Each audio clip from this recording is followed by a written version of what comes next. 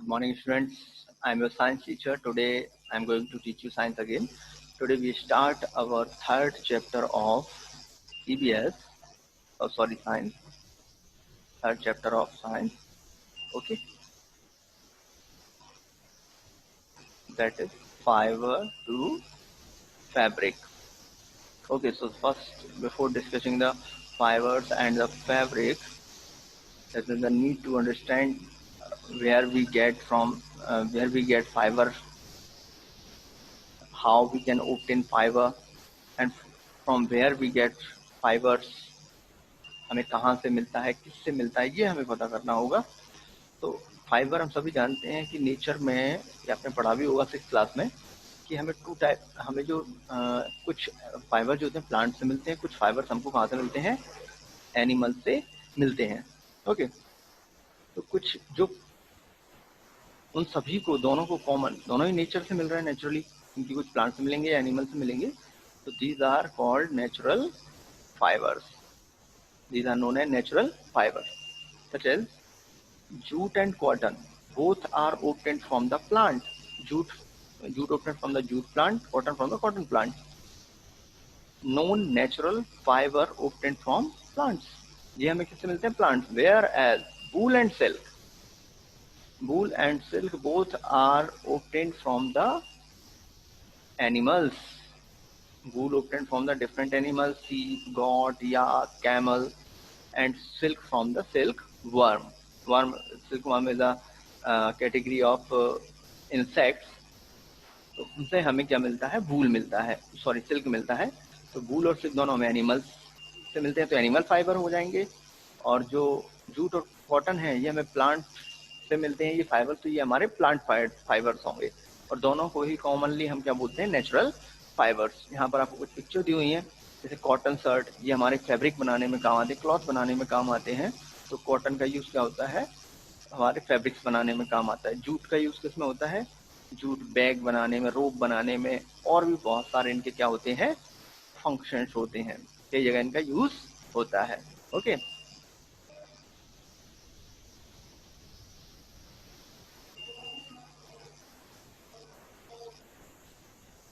Then वूल, हमें पता है वूल किससे मिलती है? वूल जो ऑब्टेन करते हैं हम, it is obtain from the fleece of animals. Fleece mean जो एक स्किन के ऊपर जो हेयर्स रहते हैं, कुछ सॉफ्ट हेयर्स रहेंगे, कुछ टफ हेयर्स रहते हैं, उनको हार्ड जो टफ हेयर्स जो रहते हैं, सॉफ्ट हेयर्स रहते हैं, उन सभी को कॉमनली क्या बोला जाता है, क्या वर्ड यूज किया जाता है? उनको फ्लीस, एनिमल प्रोसेसिंग, और उनकी प्रोसेसिंग की जाती है। और जो सिल्क ऑब्टेन्ड होता है वो किससे मिलता है? Cocoon of the silk moth. Silk moth की जो एक कोकून बना लेता है, वो अपनी कवरिंग बना लेता है, जिसमें प्रेजेंट क्या होता है? सिल्क प्रेजेंट होता है। इसकी हम पूरी प्रोसेसिंग पढ़ेंगे, और कैसे वूल और सिल्क हम ऑब्टेन करते हैं, वो पूरी प्रोसेस हम देखेंगे। ओके, यहाँ पर आपको दिया हुआ है, ये यहाँ पर वूल दी हुई है, this is wool, bundle of wool, and it is a silk.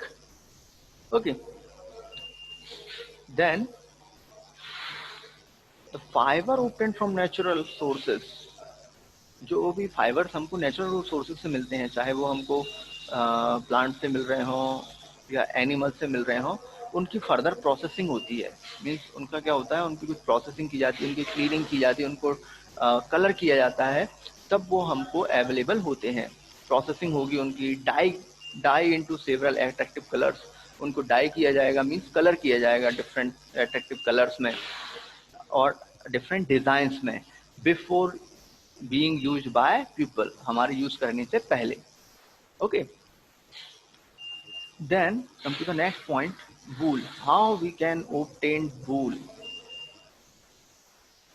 The hairs present in the body of animal traps the, जो एक सिंपल से एग्जांपल से हम समझ सकते हैं, जो हेयर्स रहते हैं, चाहे गॉट हो, याक हो, शीप हो, इनके जो हेयर्स रहते हैं, जो हेयर्स ये क्या करते हैं? एयर को ट्रैप कर लेते हैं। हेयर्स के बीच में जो स्पेस होता है, वो क्या कर लेते हैं? एयर को ट्रैप कर लेते हैं। Trap the air between hairy fibre, जो उनके हेयर हैं, उनके जो हेयरी फाइबर्स हैं, उनमें उसको ट्रैप कर लेते हैं। तो और जो एयर होती है वो पुअर कंडक्टर होती है हीट की। It is the poor conductor of heat. It means जो बॉडी की हीट है वो उस एयर की वजह से कंडक्ट होकर बाहर नहीं जाती है। मीन्स उनकी बॉडी से बाहर जो कोल्ड टेम्परेचर है, वहां पर कोल्डनेस है, वहां ट्रांसफर नहीं होती। और जो बाहर जो कोल्डनेस है वो उस एयर की वजह से जो हेयर्स में ट्रैप है, इनके हेयर्स में जो ट्रैप है, वहां से हीट इनकी बॉडी से बाहर नहीं जाती और बाहर की कोल्डनेस इनकी बॉडी के अंदर नहीं जाती। तो ये किस वजह से हो रहा है कि poor conductor of heat.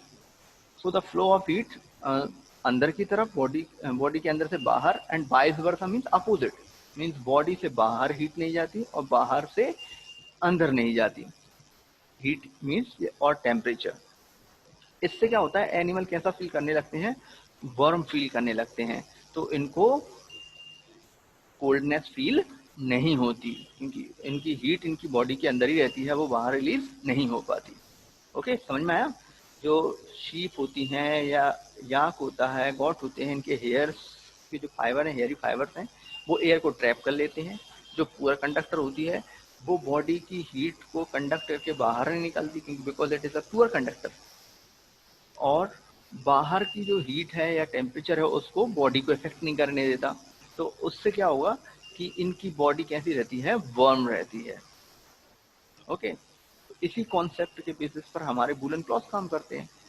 Wool is obtained from the hairy animals. जो वूल होता है वो मोस्टली किन से मिलते हैं, हेयरी एनिमल से मिलते हैं, like sheep, goat, yak, camel, and other animals. So there are two types of fibers, hairy fibers be obtained. First one is coarse beard hair and fine soft under hair close to the skin. These two types of fibers forming a fleece of these animals.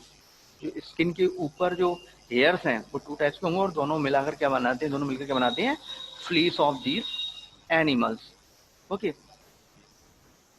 तो यहाँ पे आपको sheep दिख रही होगी, God दिख रही होगी, याक दिख रहा होगा। इन सभी के हेयर से क्या बनाते हैं हम, वूल। ओके, तो some other popular used wool are as follows. जो वूल के कुछ यूज हैं, जो पॉपुलर यूज हैं वो हम देखेंगे कहाँ कहाँ पर कैसे यूज होता है उसका। याक वूल, जो याक से जो वूल प्रोड्यूस होती है, याक के हेयरी फाइबर से जो वूल बनाई जाती है, वो यूज कहाँ पर होती है, तिब्बत एंड लद्दाख। ये तिब्बत एंड लद्दाख में यूज होती है। And angora wool obtained from angora goat. आपकी जो टेक्स्ट बुक है, टेक्स्ट बुक में ये कुछ पिक्चर्स दी हुई हैं, अंगोरा गॉट। ये अंगोरा गॉट से अंगोरा वूल हमको ओब्टेन होती है। ओके, तो angora wool obtain from angora goat. These are found in hilly regions. ये हिली रीजन में मिलते हैं, like Jammu and Kashmir. And the under fur of Kashmiri goat. अगर हम कश्मीरी गॉट की बात कर रहे हैं, ये कश्मीरी गॉट है, इसके एक स्मूथ फाइबर्स की लेयर होती है, इसमें स्मूथ फाइबर्स कुछ होते हैं सॉफ्ट वाले। इसकी जो लेयर है, इनर लेयर है गॉट की, कश्मीरी गॉट के अंडर जो फर है वो उनको उनको why the weaving it is use to make fine shawl. These shawl are called pashmina shawls. Shawl हम विंटर सीजन में यूज करते हैं, वो हमारे यहाँ अलग वैरायटी होती है, लेकिन जब हम जम्मू कश्मीर की बात करते हैं तो वहाँ पर कश्मीरी गॉट का जो जो फर होते हैं, स्मूथ फर, उनसे by the weaving fine shawl तैयार होते हैं। उन शॉल को बोलते हैं pashmina shawl. Okay, then next, the fur of the body of camel is also used as a food. जो फर और हेयर्स हैं इसके कैमल के, उनको भी एज अ वूल यूज किया जाता है, फर और hair. Okay, then llama and alpaca, these are the example. It is the llama and alpaca. Okay, so the hairs of llama and alpaca is found in South America, and we also yield wool from them. Okay, then to the next point, rearing and breeding of sheep. Rearing and breeding of sheep. Rearing means उनको food provide कराना, उनकी care करना. Okay, this is called rearing. And breeding, to obtain a new generation or new child or new offspring from the old. This process is known as breeding. तो to get the best quality, जब भी हमें वूल अगर अच्छी quality में चाहिए तो उसके लिए सबसे पहले हमें क्या होगा, एक गुड क्वालिटी की ब्रीड हमको सिलेक्ट करनी होगी. ब्रीड मीन्स एक स्पीसीज, एक स्पेशल टाइप की कैटेगरी की शीप या कोई भी ऐसा एनिमल हमें सिलेक्ट करना होगा जिससे वूल अच्छी मिलती हो. अगर सीप है तो सीप की भी बहुत सारी स्पीसीज होती हैं, उनमें से हमें कौन सी शीप हमको वूल प्रोडक्शन के लिए लेना है जिससे ज़्यादा क्वांटिटी में हमको वूल मिले, जिनसे सॉफ्ट हमको वूल मिले, है ना, अच्छे टेक्सचर की वूल हमको मिले. ऐसे ही हमें ब्रीड सेलेक्ट करनी होती है एक अच्छी ईल्ड लेने के लिए. तो हमें एक अच्छा फर्स्ट हमको क्या करना पड़ेगा, सेलेक्ट करना होगा to wool yielding in good quality.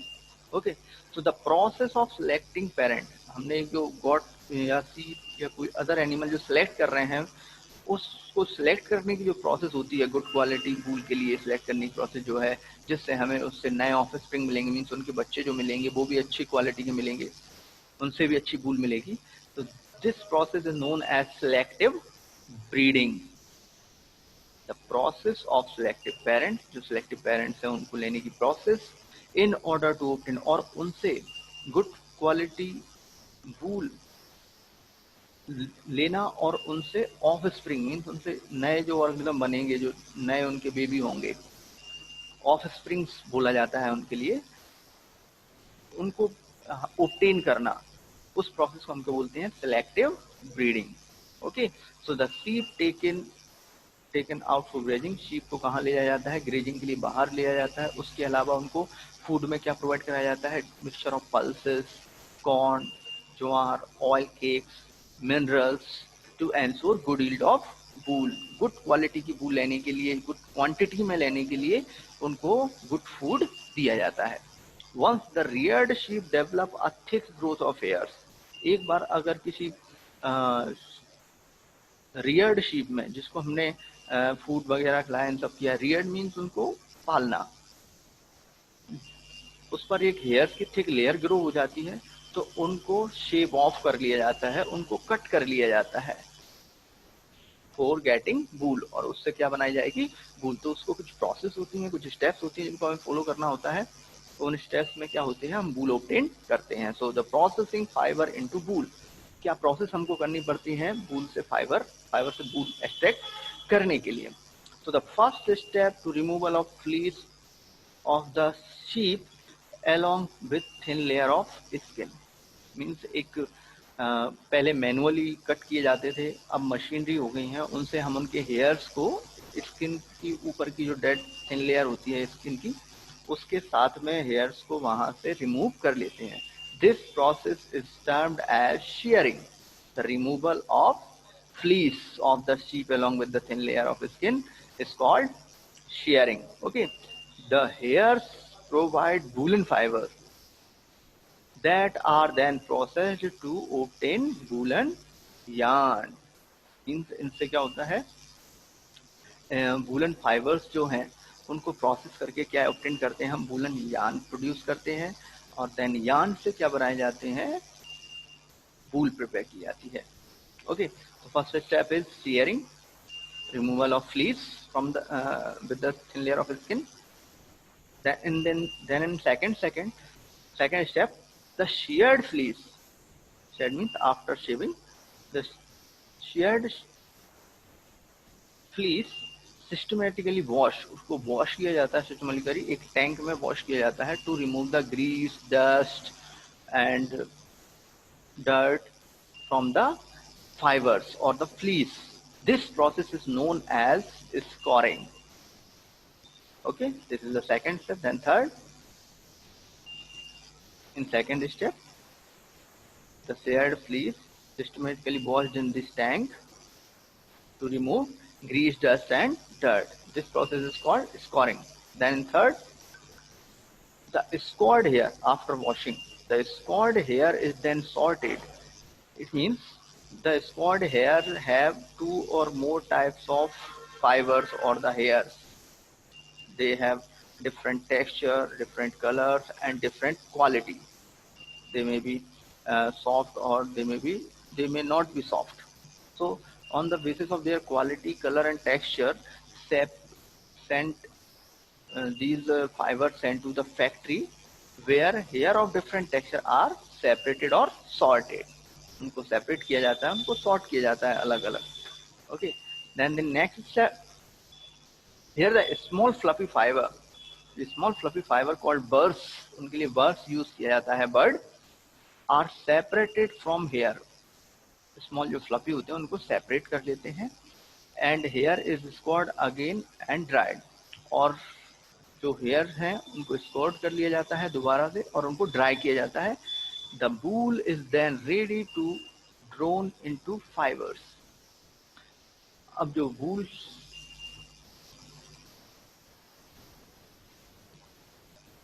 जो होगी उससे फिर क्या बनाए जाएंगे, फाइबर्स. जो उसके फाइबर्स हैं उनसे वूल बनाने के लिए प्रिपरेशन की जाएगी. Okay, then in next step the fibres are dyed into various vibrant colours.